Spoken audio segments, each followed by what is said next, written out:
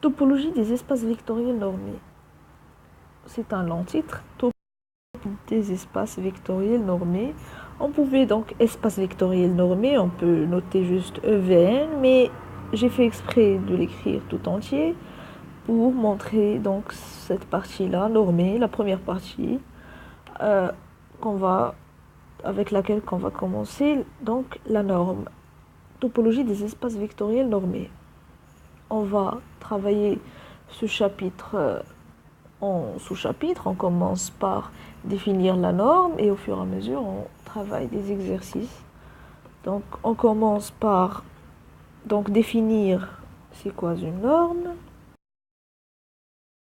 Norme. Tout simplement, une norme est une application. C'est une application qu'on va noter n d'un espace vectoriel E. Ici, donc, on précise que E est un K-espace vectoriel. Plus précisément, c'est un K-espace vectoriel. Alors, la norme, c'est une application E allant de E dans R+. Cette application-là, à qui elle associe chaque x, donc à n de x. On peut noter comme ça, donc n de x. Et parfois, on ajoute ici le E, donc pour désigner l'ensemble de départ. S'il n'y a pas donc le risque de confusion, on ne l'écrit pas. Cette application-là elle doit satisfaire trois propriétés pour qu'elle soit considérée une norme. La première étant la séparation. La deuxième, c'est l'homogénéité.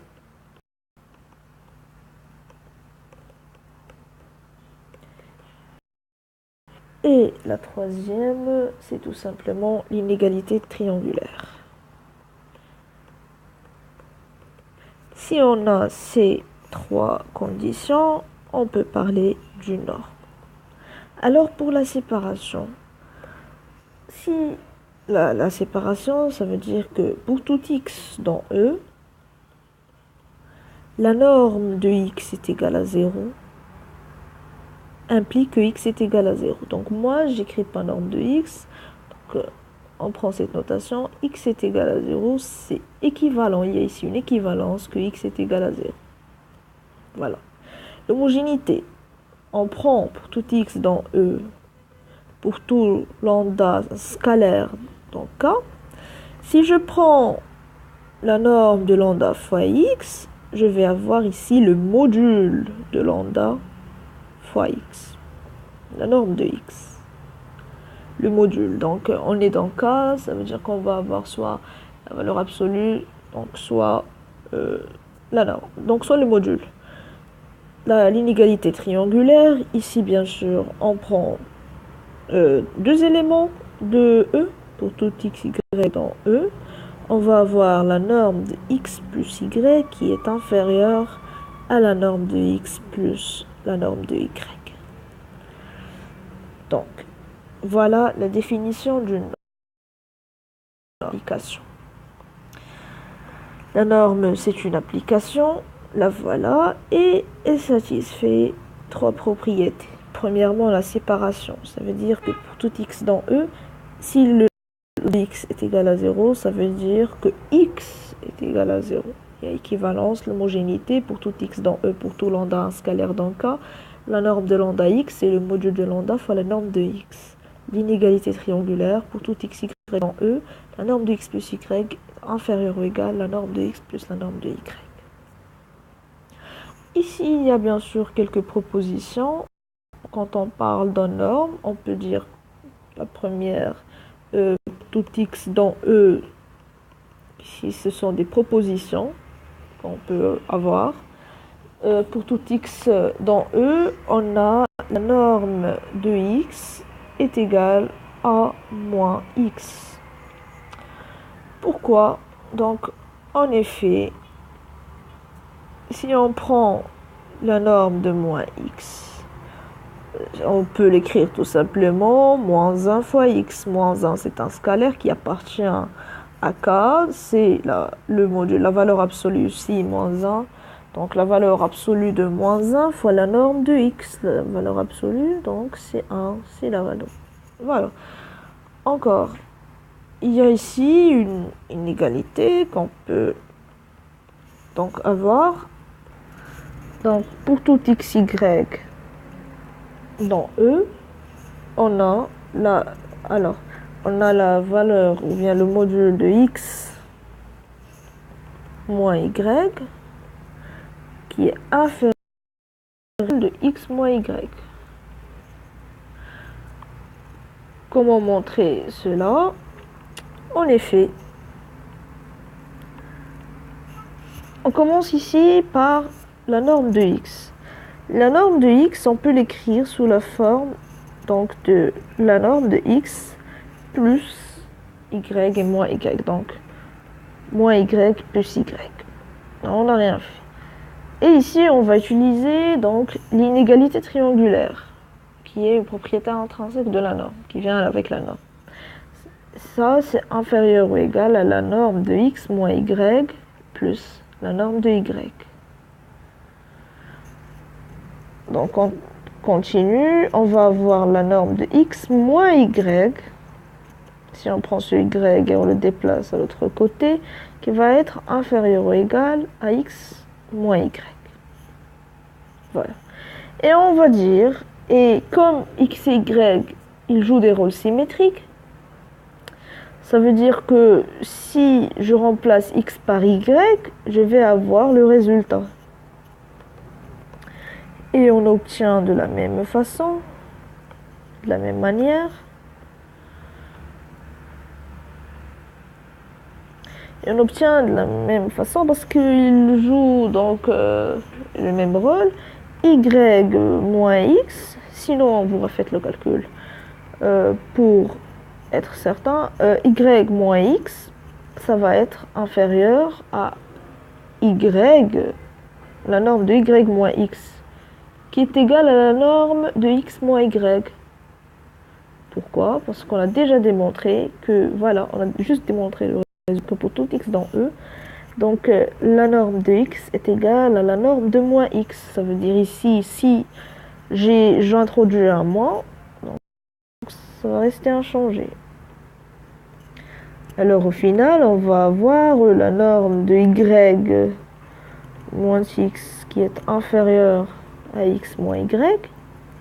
Et si on introduit ici le moins, si on multiplie le tout par un moins, on va avoir la norme de x moins la norme de y qui est supérieure à x moins y. Et bien sûr, on change le sens parce qu'on a multiplié ici par moins et on multiplie ici par moins. Et on va avoir deux résultats, étoile de étoile. Donc, qu'est-ce qu'on a? On a x, le module de x moins le module de y est inférieur. Et ici, il est supérieur à moins. Donc, j'ai oublié le moins. On multiplie par le moins. Il est supérieur à moins le module de x moins y. Si on l'écrit, donc on va l'écrire. On a obtenu depuis les étoiles que le module de x moins le module de y est supérieur à moins x moins y est inférieur à le module de x moins y. Ça, se traduit tout simplement que x moins y est en valeur absolue ou bien au module est inférieur au module de x moins y. Voilà un résultat. Une propriété, donc voilà deux résultats. Alors, on s'intéresse à la norme. Cette norme-là, elle va d'un E espace vectoriel, un K espace vectoriel. Et donc c'est une définition générale. Mais nous, on a beaucoup d'espaces vectoriels, soit de dimension finie, soit de dimension infinie. On cite par exemple, on connaît donc beaucoup d'espaces. Par exemple, l'ensemble des polynômes, c'est un espace vectoriel de dimension infinie. K à la puissance n, donc l'ensemble des coordonnées, c'est un K espace vectoriel de dimension finie n. On connaît l'ensemble des matrices MNP de K, n ligne p colonne, c'est un espace vectoriel de dimension finie, n fois p. L'ensemble des fonctions continues. Donc quand on parle de fonctions continues, l'ensemble fonctionnel, c'est un espace vectoriel de dimension infinie, directement.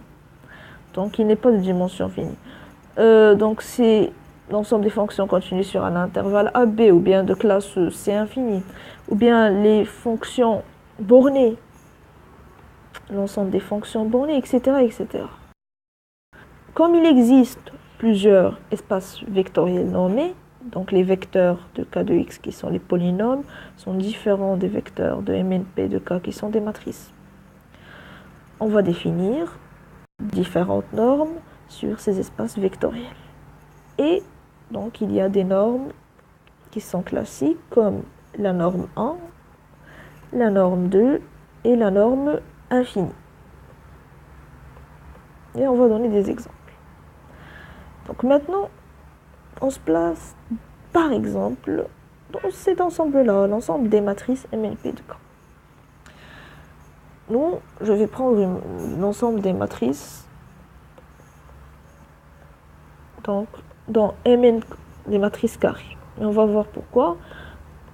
Et je vais donner en général toutes les normes usuelles sur donc cet ensemble-là. Donc la norme 1, la voilà. Donc si, pardon, soit A une matrice, soit une matrice MNK, donc on peut l'écrire sous la forme AIJ. Donc I et J sont compris entre 1 et N. On peut parler en général donc de cette dans MNP. Donc on définit au début dans MNP de K. Puis on se place dans le cadre d'un exercice. On va travailler un petit exercice. Alors, dans MNP de K, on prend une matrice. Alors je change ici. I entre N et J entre 1 et P. On définit la norme 1. C'est quoi la norme 1? C'est sigma de I égale à 1 jusqu'à N, sigma de J égale à 1 jusqu'à P, donc du module de AIJ. Ça y est, donc ça c'est la norme 1. La norme 2, qu'on va travailler avec dans l'exercice, c'est sigma de I égale à 1 jusqu'à N, sigma de J égale à 1 jusqu'à N, de AIJ au carré, le tout à la puissance 1/2. C'est vrai qu'on commence avec un exemple un petit peu difficile, mais c'est pas grave. Alors, la norme infinie, c'est le max des modules des AIJ. Bien sûr, les AIJ sont les coefficients ici de la matrice. Donc, le max de tous les... de tous ces coefficients-là, les coefficients de cette matrice. J entre 1 et P. Ici, en module, bien sûr. Alors, montrons dans le cas pour P est égal à N, c'est-à-dire pour une matrice, c'est-à-dire dans MK, montrons que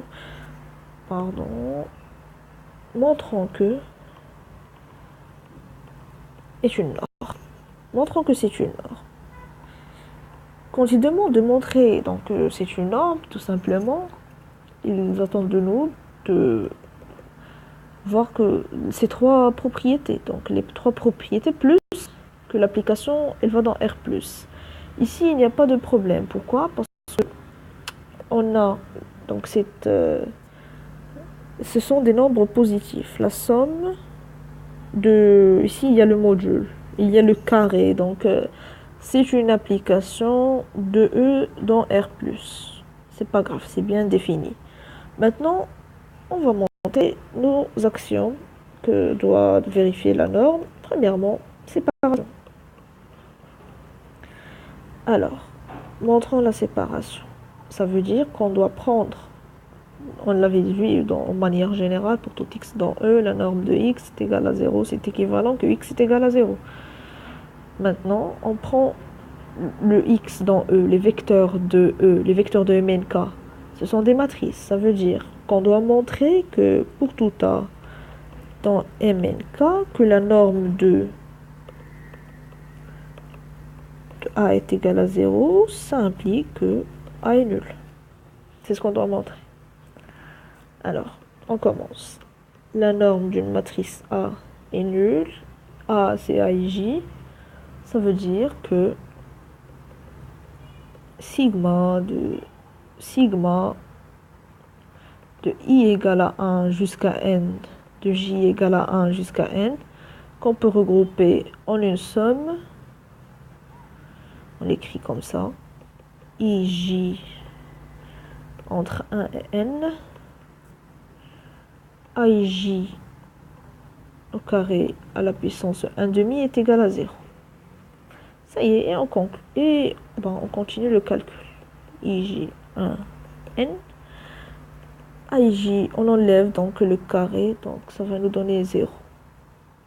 Donc la somme des nombres qui sont positifs est égale à 0, ça veut dire que ces nombres sont tous égaux à 0. Pourquoi? Parce que par exemple, j'ai une somme. J'ai des nombres qui sont tous positifs.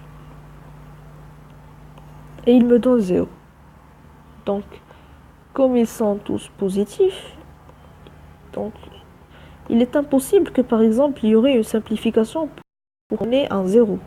Ils sont tous positifs et ils sont égaux à 0. Ça veut dire la seule façon d'avoir ici un 0, c'est qu'ils soient tous égaux à 0. Donc c'est la seule possibilité qu'on a. Alors, AIJ, tous les AIJ sont égaux à 0. Et si le coefficient, donc en valeur absolue, donc c'est AIJ est égal à 0, pour tout IJ, donc tous les coefficients vont être de cette somme vont être égaux à 0. Donc pour tout IJ, donc ici dans cet ensemble, alors on va avoir les coefficients, bien sûr, le module de quelque chose est égal à 0, ça veut dire qu'on va ici avoir un 0. Les coefficients de la matrice sont égaux à 0, tous les coefficients. Donc la matrice elle est nulle. Comme ça, on a montré la séparation. Ça y est, on prend donc la norme donc des vecteurs, cet élément est égal à 0. Avec des équivalences, on montre que ce vecteur est nul. Il n'y a aucune autre possibilité. Deuxièmement, c'est l'homogénéité. Alors, qu'est-ce qu'on a besoin? On a besoin d'un vecteur et d'un scalaire. Si les vecteurs, ce sont des matrices. Alors, on prend un vecteur, soit lambda donc A. On prend ici lambda A. Et on va regarder. Donc, c'est sigma de IJ, compris entre 1 et n, de lambda AIJ. En module au carré de tout à la puissance 1 demi. Donc, ici, bien sûr, on n'a aucun problème. On peut donc diviser cette norme-là. Ça va nous donner lambda A au carré AIJ, parce que c'est un scalaire. Le tout à la puissance 2, le tout à la puissance 1 demi. Bien sûr, ici, lambda ne dépend pas de la somme. On peut le faire sortir, le tout à la puissance 1 demi, sigma de IJ entre 1 et n, AIJ au carré, le tout à la puissance 1 demi. Et ça nous donne le module de lambda, fois ce qui reste, entre 1 et n, AIJ au carré 1 demi. Et ça, c'est bien sûr le module A, pardon, la norme de A. Et on obtient le résultat qu'on veut, le résultat souhaité. La dernière étape, ça va être, voilà, ça va être l'inégalité triangulaire. Et c'est la plus délicate parfois, donc l'inégalité triangulaire. Ici, donc, oui, on entre dans les détails, mais après, donc, on va vite. Égalité triangulaire. On prend donc deux vecteurs, donc des matrices A et J, I et J entre 1 et N, et une autre matrice, coefficient B et J, I, J entre 1 et N. Ce qu'on doit montrer, c'est que donc, la norme A plus B2 est inférieure à la norme A2 B2. C'est ce qu'on veut montrer. Donc ici, une petite astuce, quand on travaille avec donc, le carré avec la norme 2, donc en général, elle contient ce 1/2, donc le tout au carré, le tout à la puissance 1/2, parce que après on va voir en général que la norme P, c'est sigma, donc par exemple, sigma des... Bon, on va donner en général l'expression, ici quelque chose, on va voir après, à la puissance 1 sur P. Donc, dans l'inégalité triangulaire, vaut mieux travailler avec le carré. Donc ici, on élève à la puissance P pour faciliter les calculs. On va avoir 1 à la puissance P, le tout à la puissance P, c'est P sur P, c'est 1. Pour faciliter les calculs. Même chose ici. Donc, élevons au carré. On va calculer la norme de A plus B. Mais, pour faciliter les calculs, on ajoute au carré. C'est donc sigma de la norme de IJ entre 1 et N de AIJ plus BIJ. Normalement, au carré, le tout à la puissance 1/2, on a facilité les calculs. Voilà. Alors, cette norme-là, elle est inférieure ou égale à sigma de I égale à J dans N de AIJ plus BIJ, le tout au carré. Et on se demande pourquoi. Tout simplement, c'est l'inégalité triangulaire, donc des normes, mais dans l'espace qu'à la puissance n. Donc ça définit une norme, on va admettre cela. Donc ça définit une norme, on peut encore aller et donc voir que c'est une norme. Et si on a la norme ici, donc sur k à la puissance n, la norme c'est donc il y a la norme bien sûr 1, la norme 2 et la norme infinie. La norme 1, on a des coordonnées, par exemple des x1 jusqu'à xn. Ici, ça va être le module, donc la somme de k égale à 1 des xk. La norme 2, c'est sigma de xk, le tout au carré, le tout à la puissance 1/2. Et ici, ça va être le max des xk. Et déjà qu'à la puissance n a une relation donc intime avec l'ensemble des matrices. Alors, comme j'ai ici une norme, donc on peut utiliser ici la norme 2. Ici, ce sont tous des normes. On peut donc, c'est un petit exercice, séparation, homogénéité et inégalité triangulaire.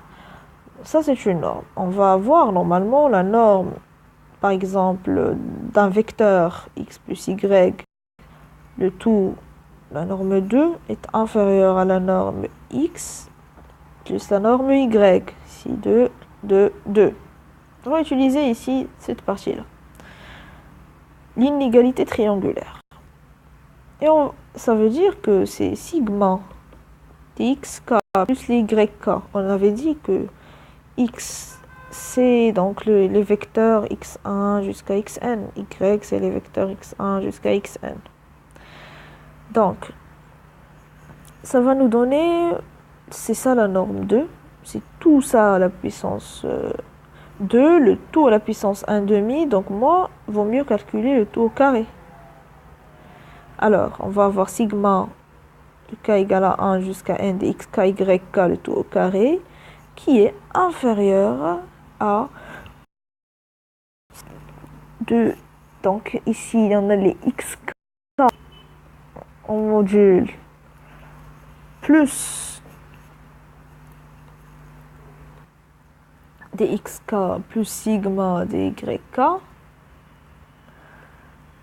C'est sigma, donc on peut enlever ça, on peut écrire tout simplement sigma module de xk plus yk, le tout au carré de k égale à 1 jusqu'à n.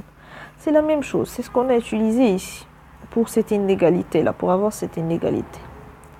On a utilisé donc dans les normes, donc à la puissance n, la norme, donc l'inégalité triangulaire de la norme 2. Alors, on a obtenu ce résultat. Et on va développer. Pourquoi pas? Le tout au carré, c'est une identité remarquable. A plus B, le tout au carré. Ça va nous donner sigma de IJ entre 1 et n. De AIJ, le tout au carré, plus 2. Donc, tout ça, c'est dans la somme. Donc, 2 AIJ, BIJ, plus BIJ, le tout au carré.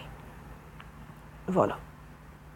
N'oublions pas, bien sûr, le résultat qu'on doit démontrer. Donc, c'est A plus B, le tout au carré, parce qu'on a élevé au carré. Voilà. Alors, on sépare encore les sommes, les sigma.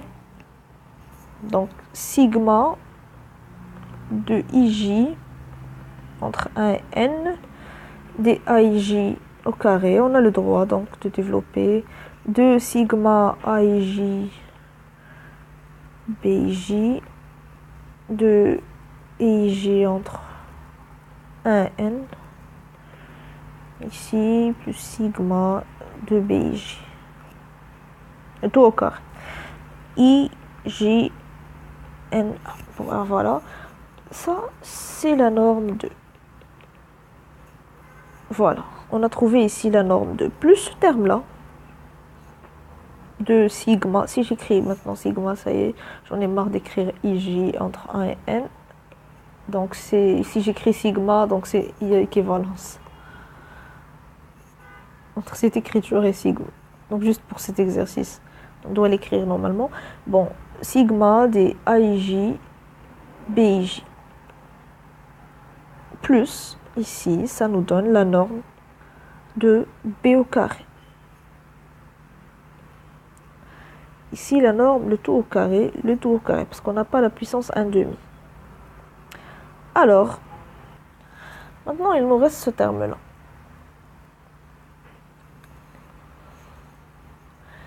On est très proche, parce que ce qu'on va montrer, c'est que c'est la norme 2 plus la norme B, le tout au carré. On a l'identité remarquable ici, on peut, ça c'est A au carré, ça c'est B au carré. Mais ici, on doit changer cette expression-là. Pour cela, on va utiliser une inégalité très classique, une inégalité très utile. Donc c'est l'inégalité de Cauchy-Schwarz.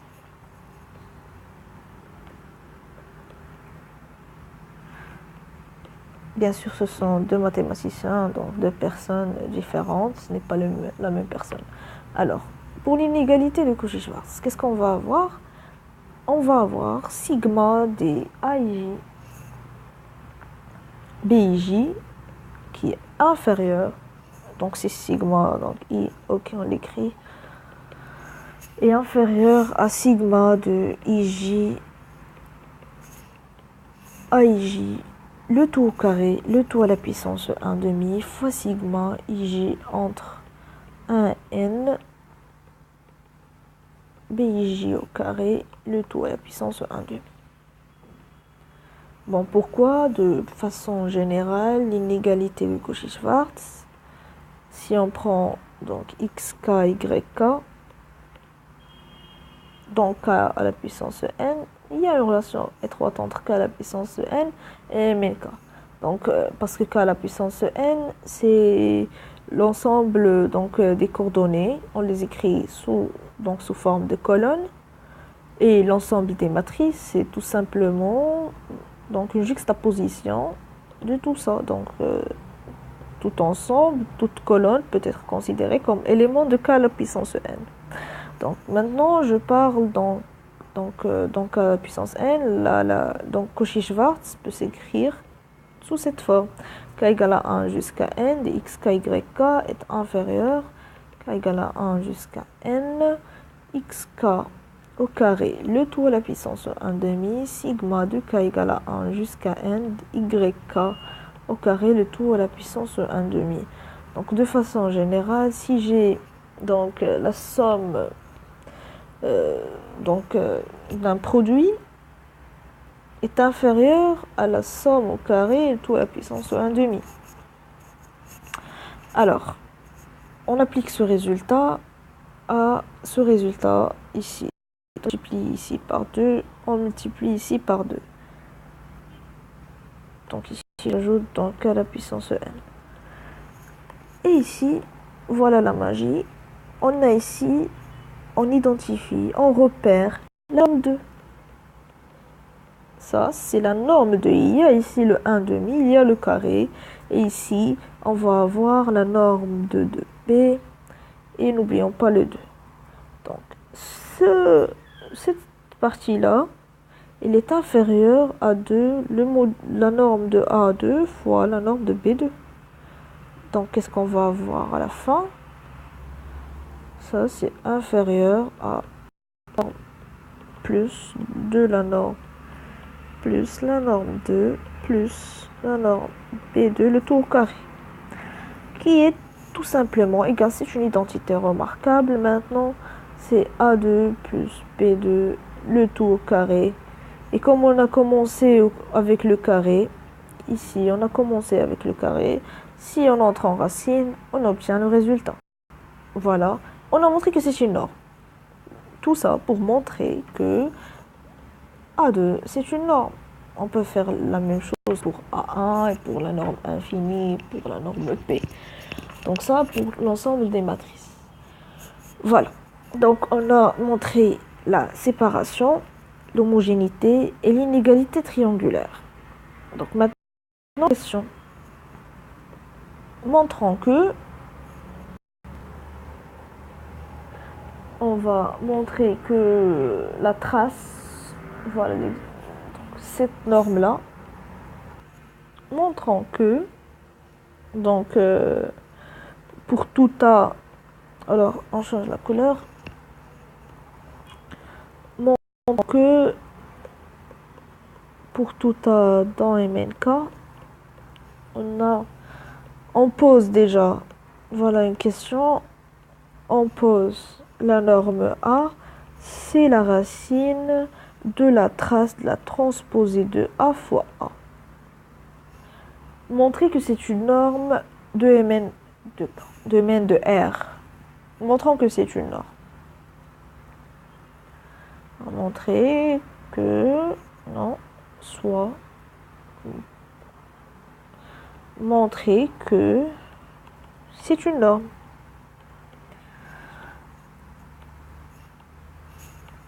Sur MNR.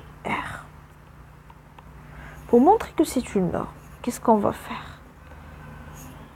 Il y a ici une idée importante. Il y a une équivalence. Moi, j'ai juste montré que normalement, on peut encore aller dans le chemin de montrer la séparation de l'homogénéité négative triangulaire. Mais nous, qu'est-ce qu'on va montrer? On va montrer que cette norme-là, c'est une norme, ça s'écrit en fonction de la norme 2. Donc ici, c'est très intéressant. Alors, qu'est-ce qu'on va faire? On prend une matrice, soit A, donc A et J, avec les I et les J compris entre 1 et N, matrice carrée. Alors, on pose la transposée de A fois A, c'est CIJ. Bon, pourquoi pas un petit rappel. Un rappel tout simplement sur la multiplication de matrices transposées traces. Alors, c'est quoi? Pour multiplier deux matrices. Multiplication de deux matrices A fois B. Donc, pour multiplier une matrice A fois une matrice B, il suffit d'avoir donc, le nombre de colonnes de cette matrice. Donc, le nombre de colonnes de la matrice A est égal au nombre de lignes de cette matrice. Voilà, première condition. Le nombre de colonnes est égal au nombre de lignes. En d'autres termes, si j'ai ici la matrice A de taille M1, je m'en fiche donc de nombre de lignes ici. Ce qui m'intéresse, c'est le nombre de colonnes. Si j'ai ici P colonnes, on va dire MNP de K. Pour effectuer le produit de deux matrices, ici, je dois avoir donc nécessairement, obligatoirement, P. Le nombre de colonnes, j'ai ici P colonnes, je dois ici avoir MNP, par exemple, Q de K. Voilà. Nombre de colonnes de la matrice est égal au nombre de lignes de l'autre matrice. Et on obtient au final une matrice dont MN. Voilà la multiplication d'une matrice. Et ça, c'est une application. C'est même un isomorphisme. Donc, dans l'algèbre linéaire. Alors, c'est une application, bien sûr, à qui, par exemple, on associe une matrice AB, AC. Ici, on va avoir donc, AIJ fois BIJ. Donc, si on a ici deux matrices AB, on va l'appeler cette application XI. Donc, voilà, on va l'appeler ici XI. Donc, de cet ensemble, voilà de cet ensemble de départ vers notre ensemble d'arrivée. Je prends deux matrices et j'effectue leur produit, A fois B. En d'autres termes, je vais prendre ici AIJ et ici je vais prendre BIJ par exemple, et je vais avoir C, CIJ, les coefficients de cette matrice sous la forme de sigma. On va voir quel sigma. Donc, comment effectuer le produit de qu'est-ce que je fais? Bien sûr, je prends ici ma ligne et je la multiplie par cette colonne. Donc, de manière logique, qu'est-ce qu'on fait pour multiplier deux matrices? Je prends ce coefficient, je le multiplie par celui-là. Je prends plus, je prends celui-là, je l'ajoute à celui-ci. Qu'est-ce qu'on fait? En d'autres termes, je laisse la ligne ici constante. Donc, cette ligne est fixe et je fixe cette colonne et je prends ces coefficients et je les multiplie. Donc, il y a une somme parce qu'en fin de compte, on va tout sommer. Et je prends ce coefficient fois ce coefficient. Comment donc écrire cela? Je laisse la ligne intacte. I, je ne le change pas. Donc, A, c'est A, I, J. Voilà. Je laisse I intact. Et je change le K. K égale à 1 jusqu'à N. Le B, je change ici. Je change ici la ligne. Pour les coefficients, je change la ligne. Donc, je change la ligne et je laisse les coefficients de la colonne fixes. Et on obtient la formule du produit de deux matrices. Si parfois on a un trou de mémoire ou bien on ne se souvient plus de la formule, donc avec un petit schéma, on peut la retrouver. Donc ici, on va avoir sigma k égale à 1 jusqu'à n de ik fois bk. C'est un isomorphisme, donc un espace vectoriel. Oui, c'est un isomorphisme. Alors, la transposée, c'est quoi la transposée? Si je prends une matrice, A par exemple, elle a des lignes et elle a des colonnes. La transposée, qu'est-ce qu'on fait avec la transposée? Les lignes deviennent les colonnes et les colonnes deviennent les lignes. C'est ça la transposée. Transposée de A. J'inverse ma matrice.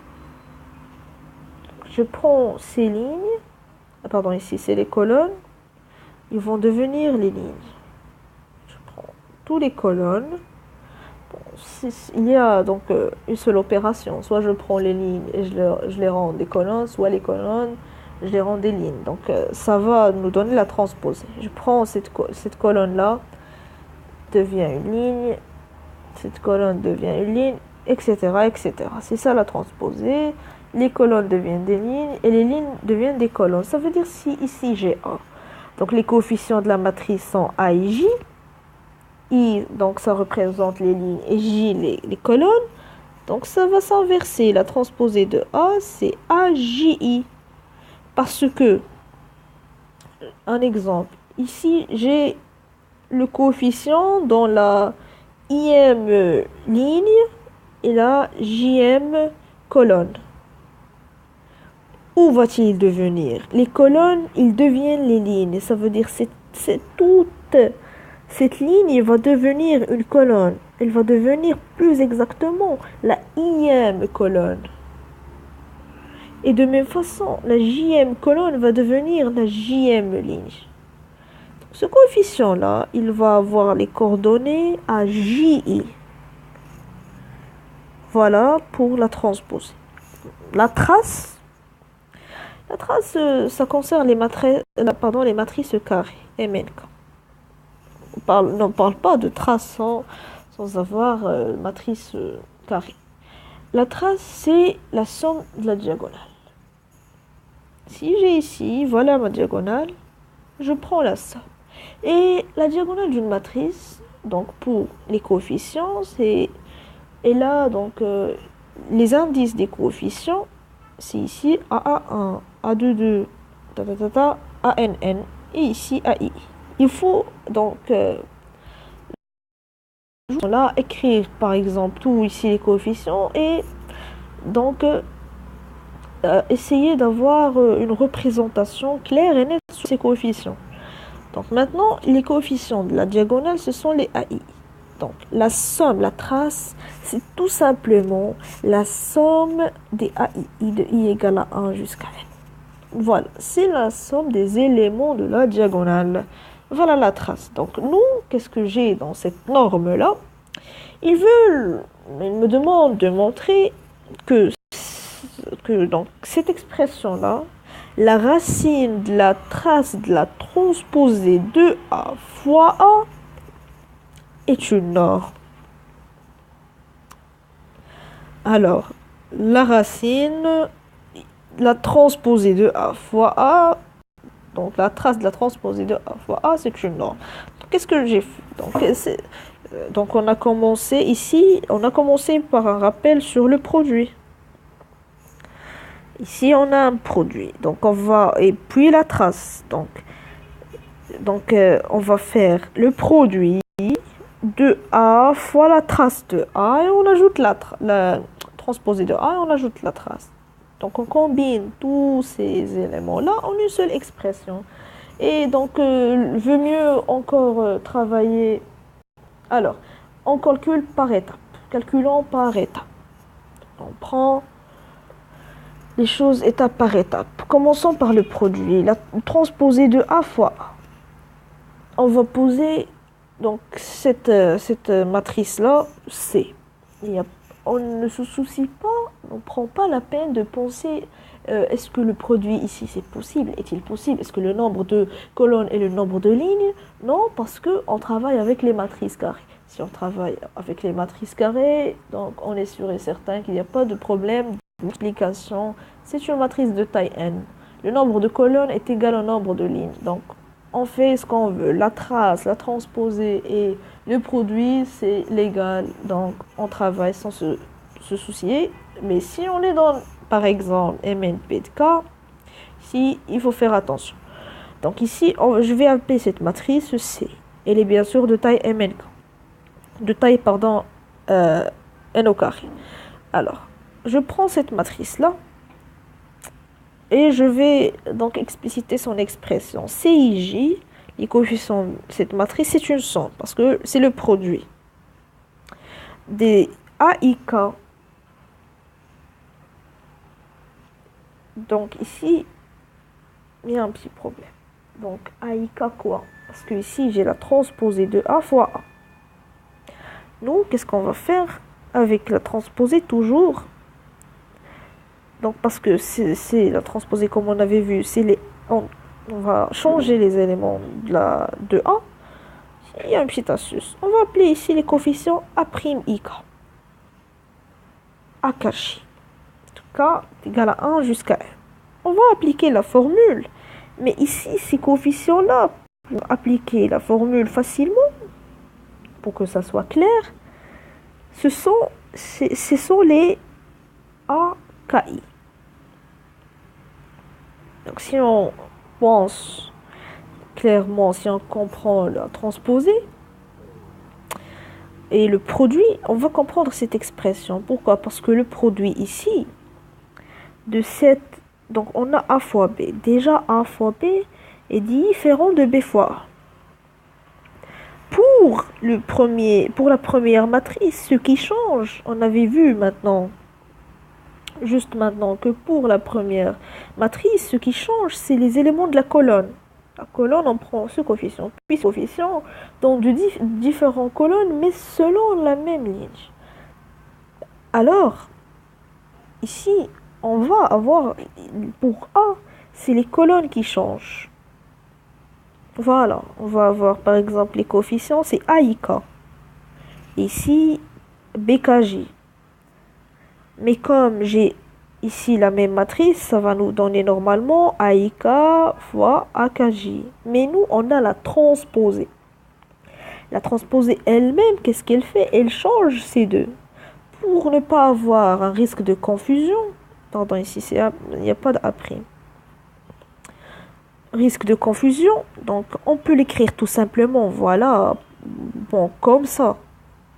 Donc on peut l'écrire directement comme ça, AKI, AKJ. Voilà, donc c'est la même chose. Nous, on pose A'IK, donc qui est égal à AKI. C'est pas grave, c'est une histoire de transposer de A et la trace. C'est plus facile pour avoir la même expression du produit, tout simplement. Alors maintenant, on passe à la trace. La trace, c'est une autre somme de cette matrice. Donc la trace, qu'est-ce qu'elle va faire? La trace de cette matrice. En d'autres termes, je vais maintenant prendre la trace de C. La trace elle-même est une somme. Est une somme des éléments, des coefficients de A. Donc on va expliciter ça. La trace de C, qui est égale à la trace transposée de A fois A. Donc c'est la trace de CIJ. Et CIJ, c'est sa somme. Donc c'est logique si les coefficients CIJ, donc tout coefficient, je peux l'avoir d'après cette relation. Et moi, je veux seulement les coefficients de la diagonale, la somme de coefficients de la diagonale. Donc je vais avoir ici sigma. Alors une autre sigma de la somme.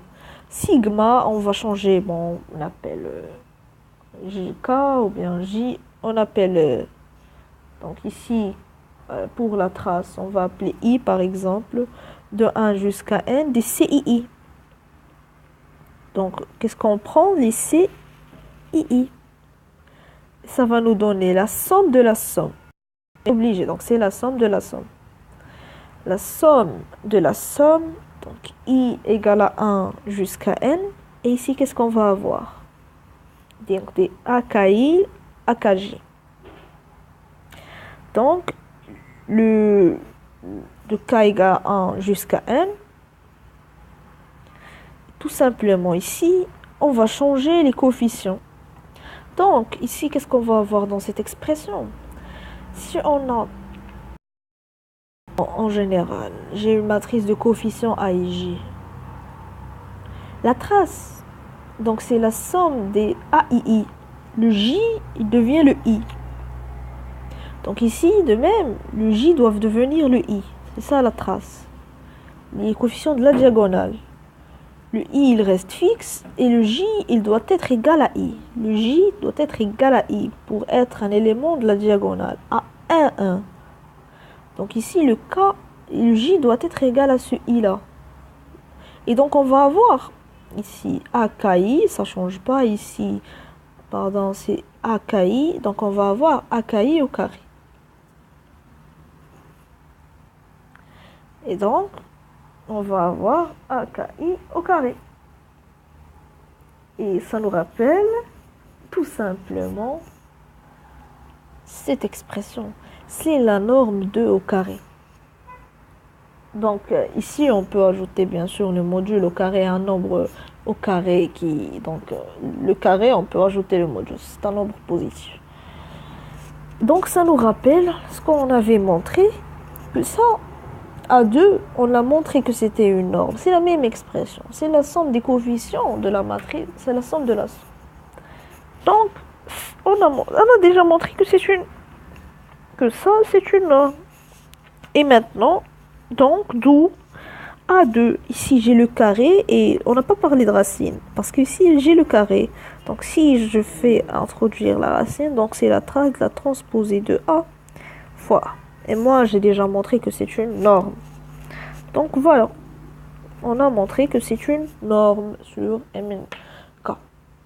Tout ça, donc ça dépend. Donc on peut travailler avec les polynômes, on peut travailler avec les fonctions bornées, les fonctions continues. Donc avec les coordonnées, donc ça dépend de notre ensemble.